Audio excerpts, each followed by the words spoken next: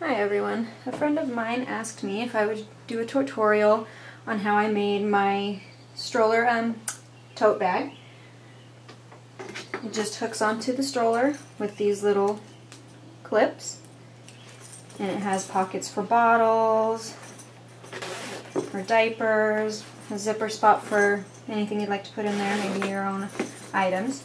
So this tutorial is going to start with a show on just the equipment and the tools and supplies that you will need. So first, you'll need your fabric, and you'll need 7/8 of a yard of your main fabric. That'll be on the outside of your bag. You'll need 7/8 of a coordinating fabric for the inside of your bag, and you'll need 1/4 of a yard for the trim. You'll also need a 14-inch sport weight zipper, 2 yards of 1-inch wide webbing. I picked gray to match my fabric. You can choose whatever color you would like. You'll also need 3/4 of a yard of Pellon fusible interfacing. I used Pellon number 911FF. What this is a interfacing that will iron onto the back of your fabric and help stiffen your project, and it has little bumps on one side and is smooth on the other. You will also need 4 D-rings that will fit through your 1-inch webbing will fit through.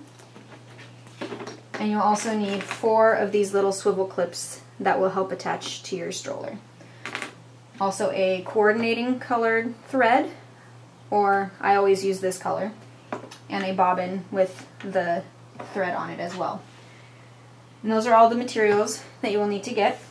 The tools that you will want will be a cutting mat, a rotary cutter, and a ruler to help with the cutting.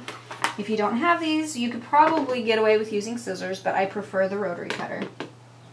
You will also want straight pins to help hold your project together while you're sewing. You'll want a hem gauge to help with positioning of the pockets and seams and things like that. If you don't have a hem gauge, you could probably just use a regular ruler. I like to always have my seam ripper on hand just in case I mess up. And then you'll also want a tool for turning and pushing your edges out, your corners out. I always use this.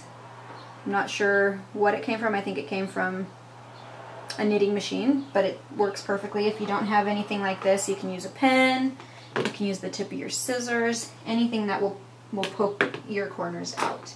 You'll also want to have an iron, because you'll need that to iron your interfacing on as well as to smooth out your fabric.